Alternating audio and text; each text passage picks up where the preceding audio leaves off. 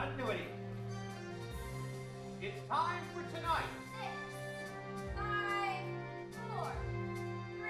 Emma and Howard. Where this story begins, this is in 1976. News anchor Howard Beale is retiring. With a 30-year professional career in the business, shunted aside because of poor ratings. During his retirement broadcast, he announces that he's going to kill himself on live TV. Even though it's a joke, he gets really good ratings. People end up tuning in to see what he's going to do. That character is fascinating, and Sheffield Chastain is fascinating in it. Having Sheffield in the show was a blessing. Such a demanding role, Howard Beale, but Chef came to the rehearsal process prepared. I have a vague recollection of having seen the famous Mattis, I'm not going to take it anymore. I know I've seen the picture, the very famous picture of him in the trench coat. There's clocks behind him, but I've never seen the movie.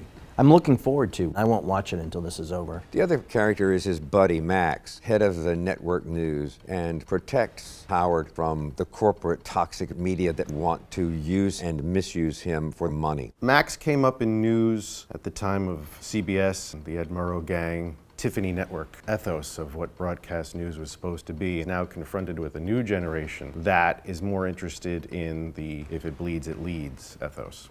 Diana is one of my favorite characters in the play. She's committed to her own corruptness, and she loves it. She is a very ambitious, hungry, cutthroat woman in an industry dominated by men. Most of us think that we are all innately good. Diana has a part of her that is innately bad, and she thrives in her badness. But you like her. I'd like to think she has a soul underneath all that, but when given the choice of love or power, she's always going to pick the power. Max, Diana, and Howard sort of have this triangle going on. Max is recognizing that Howard is having a nervous breakdown on live television. Diana is seeing that more as an opportunity to increase ratings and to increase her own status. None of the characters are perfect, sort of like in real life. That's in essence a part of the play as well. The presentation of these flawed characters who are doing their best and some doing their worst and enjoying it. The play is more relevant today than when the movie came out in 1976. In 1976, it was really talking about the tube and the evils of the tube. Today, we're all carrying around smartphones, and media is so much more in our lives every minute of every day. There's a lot of relevance to what has happened with news in the last 10 years. This is pre-social media, but the parallels are really clear to the way we consume media today. Paddy Chayefsky ties the media so clearly to money.